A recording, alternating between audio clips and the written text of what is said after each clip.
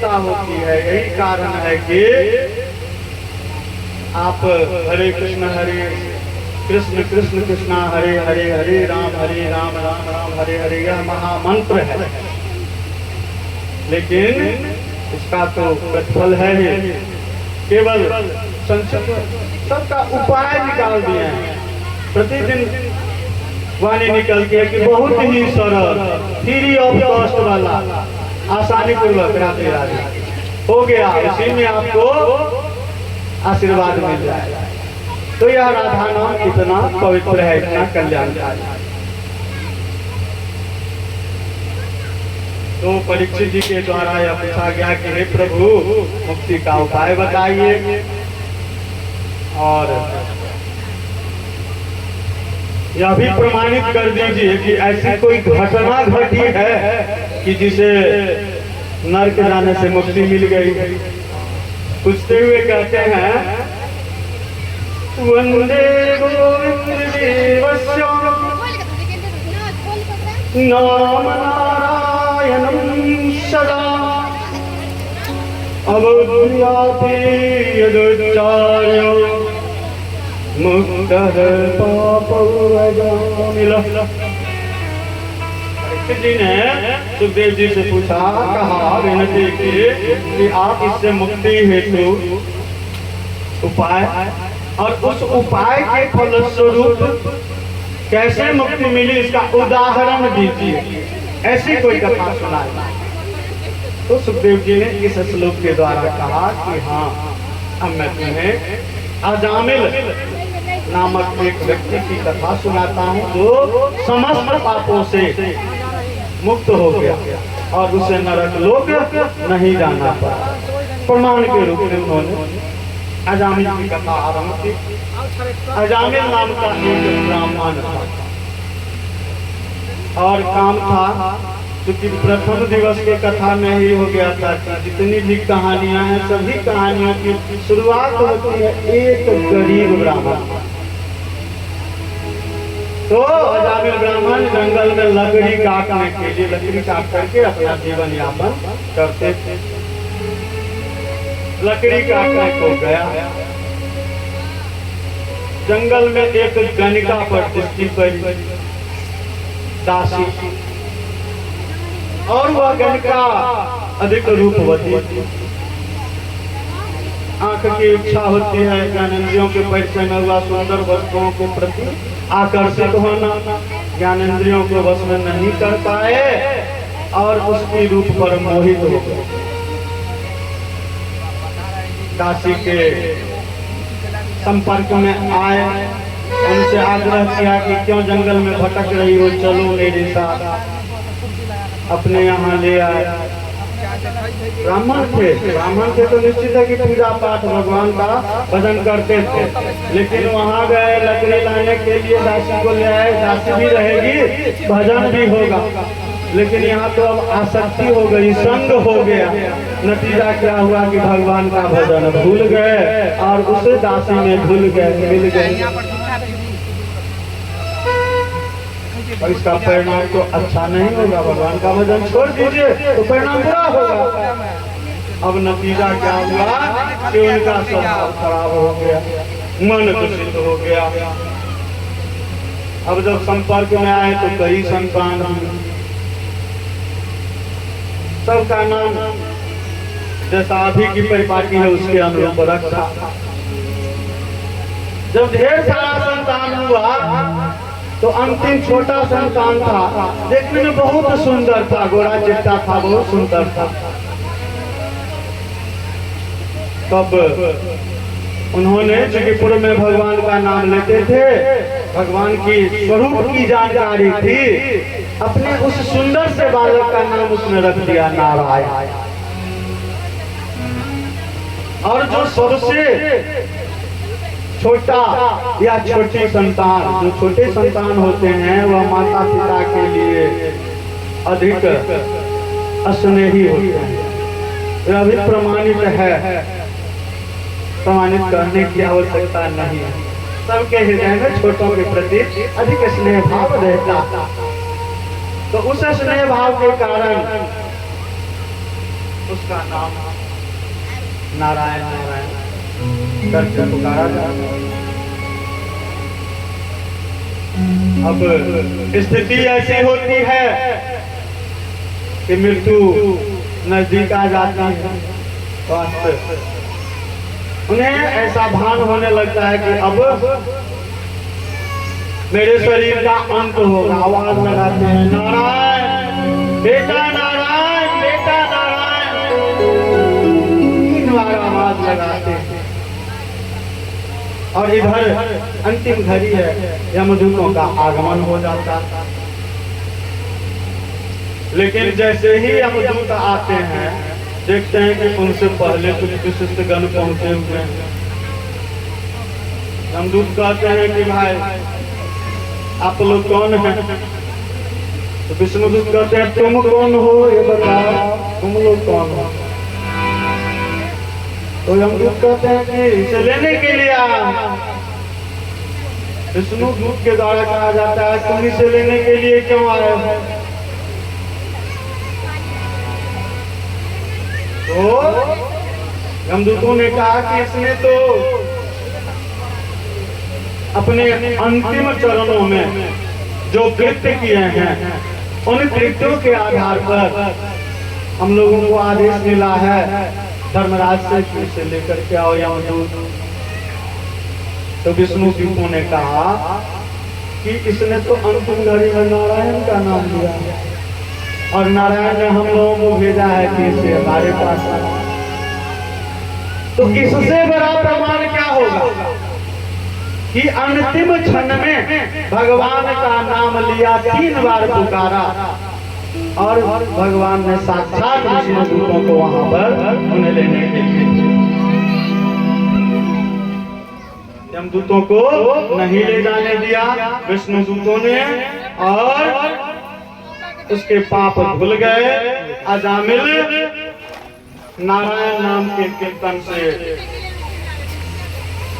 भगवान के प्रभाव से अंतिम समय में जो नाम लिए थे उन्हें पुनः अपने जीवन का कुछ अवसर की प्राप्ति हुई। वे हरिद्वार आए, हरिद्वार आकर भगवान का भजन शुरू कर दिए और भगवान का भजन करते करते अपने शरीर का त्याग किया। तो ऐसी महिमा है भगवान के नाम जपन की, भगवान के नाम का स्मरण करने की। कलयुग में जिस युग में हम लोग हैं उस युग में पापों का प्रायश्चित करने के लिए एकमात्र उपाय, सबसे हायर एंटीबायोटिक यही है। मंगनी वाला, फोकट वाला, फ्री ऑफ कॉस्ट वाला सीताराम राधे श्याम, हरे कृष्णा हरे राम राधे राधे, और दूसरी कोई दवा नहीं है, सब फेल कर जाए। तो भगवान का नाम ही एकमात्र सहारा है। अब कथा प्रसंग को आगे बढ़ाते हुए पुनः जो हम लोग इतनी विशाल जनसंख्या में हैं उसका वर्णन है कि दक्ष प्रजापति जिनकी कथा हम लोगों ने कल श्रवण किया, उनको आसक्तनी नाम की एक पत्नी थी, दूसरी पत्नी। उस आसक्तनी नामक पत्नी से दक्ष प्रजापति को 10,000 पुत्रों की प्राप्ति, 1 2 नहीं 10,000 पुत्रों की प्राप्ति। अब देखिए पुत्र हुआ 10,000, बहुत मन प्रसन्न हुआ कि पुत्री सब थी, उसका तो शादी कर दिए, तो वो रहवा से किए। अब नारद बाबा क्या किए, 10,000 को सन्यासी बना, 10,000 पुत्र को सन्यासी बना दिया, महात्मा बना दिया। अब दक्ष प्रजापति चिंतित हो गए, पुनः उन्होंने 60 लड़कियों को जन्म दिया, सबको महात्मा बना दिया। तो फिर 60 लड़कियों को जन्म दिया और सभी का अलग अलग के साथ विवाह संस्कार किया। 4 के साथ कश्यप का विवाह हुआ और उन्हीं 4 से कश्यप ऋषि का जिन 4 कन्याओं से विवाह हुआ, उन्हीं 4 से संपूर्ण प्राणियों की उत्पत्ति हुई। यही कारण है कि किसी व्यक्ति को यदि जो माइग्रेट कर गया है अपने जन्मभूमि को, अपने गांव को, समाज को, धीरे धीरे आने वाली पीढ़ी में उसको पता ही नहीं रहता है कि हमारा गोत्र क्या है, मूल क्या। अभी भी स्थिति हो गई है, बहुत आदमी को अभी भी नहीं मालूम है, तो बाप के गोत्र की है ऐसा कर करके पूछा जाता है। तो जिम्मेवारी हमारी भी है कि हम अपने बच्चों को अपने मूल गोत्र के बारे में शिक्षा दें। तो जिन्हें गोत्र की नहीं जानकारी होती है, कश्यप ऐसा विधान है कि नहीं मालूम है यानी कश्यप, क्योंकि आरंभिक कश्यप की ही 4 पत्नियों से सभी मानव समुदायों की उत्पत्ति हुई। देवताओं के राजा इंद्र को अब आगे की परिस्थिति बनती है, पुनः एक बार घमंड होता है और घमंड में आकर के इंद्र क्या करते हैं, देवताओं के गुरु बृहस्पति तुम्हें क्या करते हैं कि गुरुदेव का सम्मान नहीं करते। बृहस्पति का सम्मान इंद्र के द्वारा नहीं किया जाता। इस स्थिति को देख करके बृहस्पति अंतर ध्यान हो जाते हैं, गायब हो जाता है। अब दैत्यों का जो गुरु है वह है शुक्राचार्य।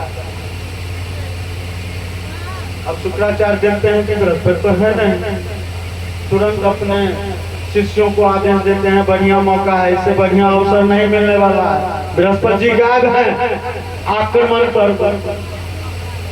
आक्रमण हो गया दैत्यों के द्वारा देवताओं के ऊपर।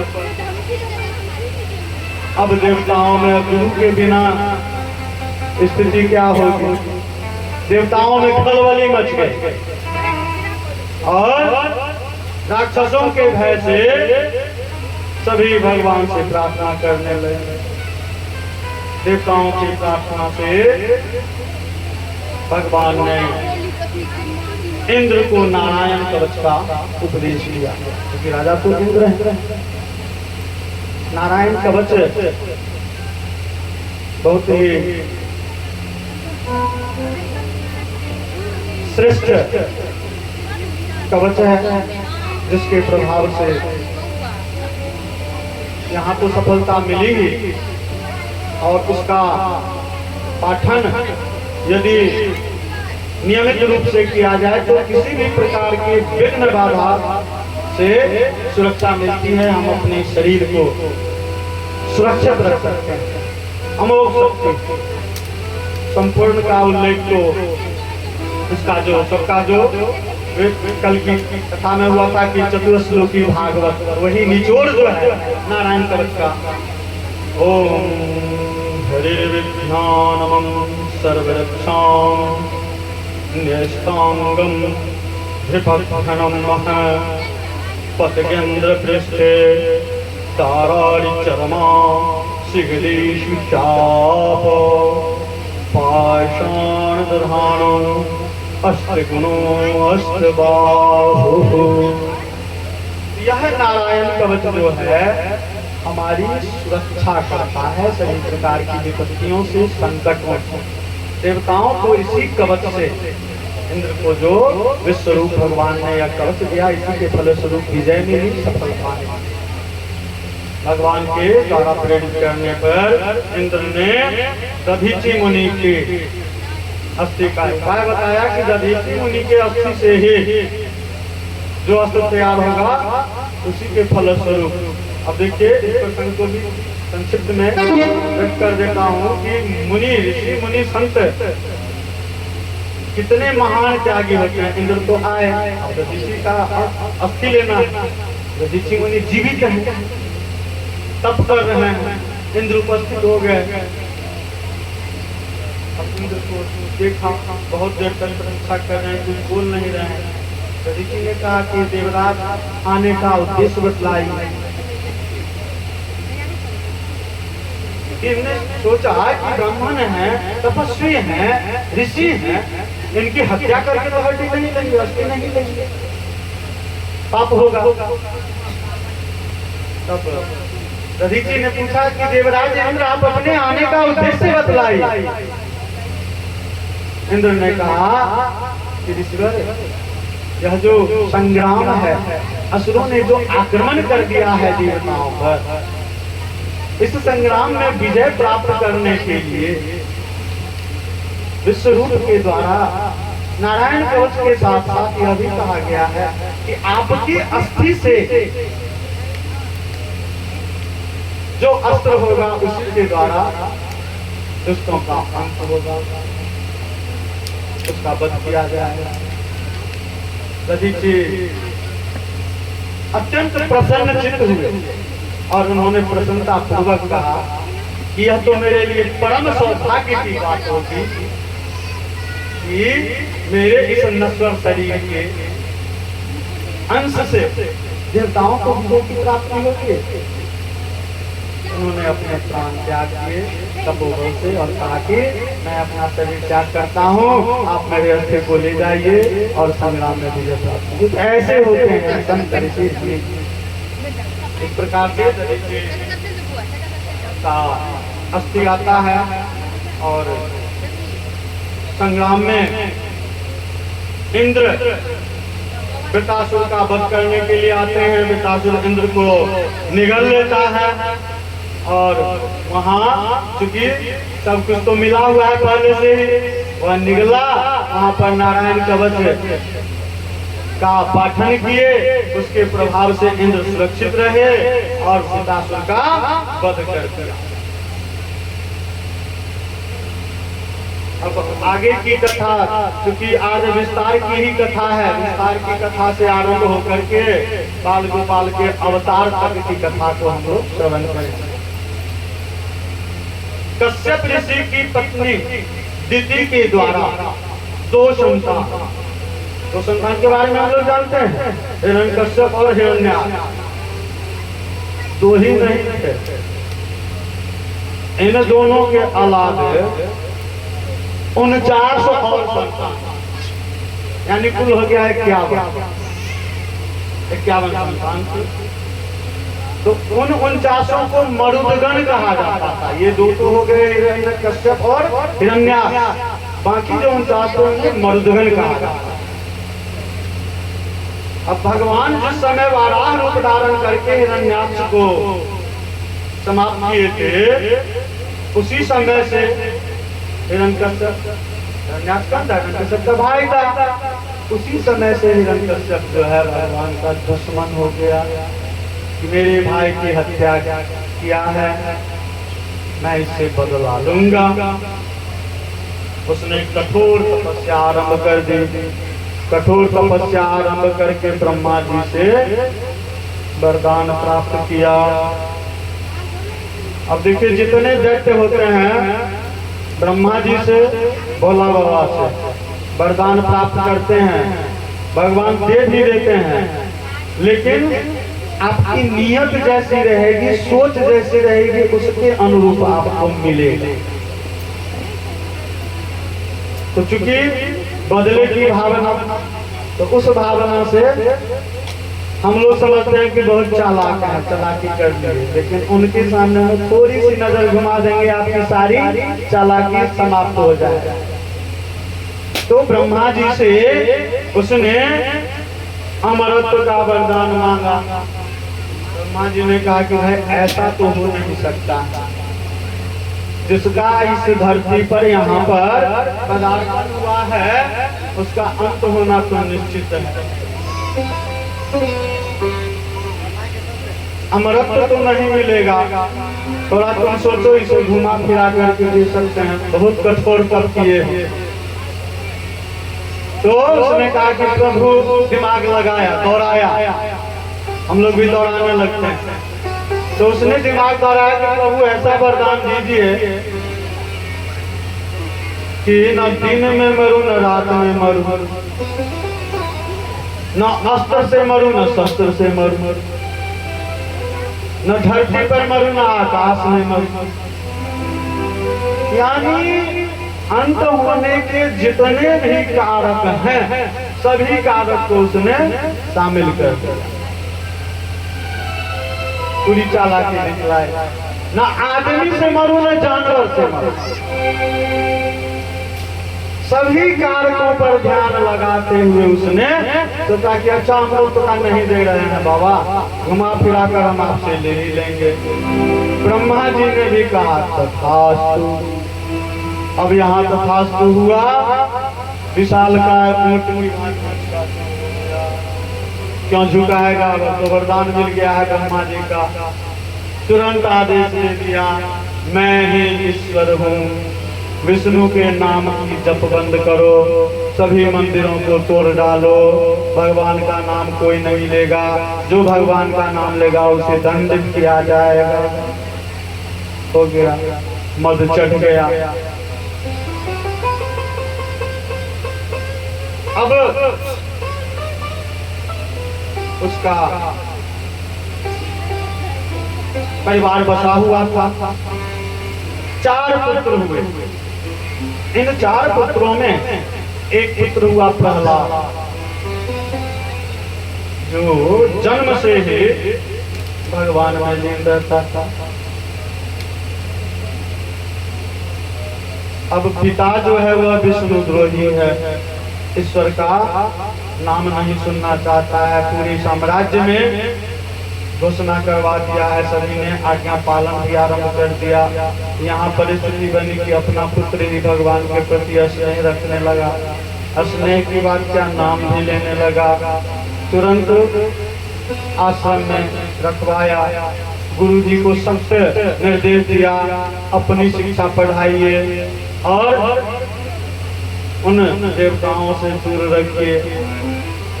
कुछ दिनों पश्चात आश्रम में गया कि क्या स्थिति है देखें, भेंट होती है पुनः वही स्थिति।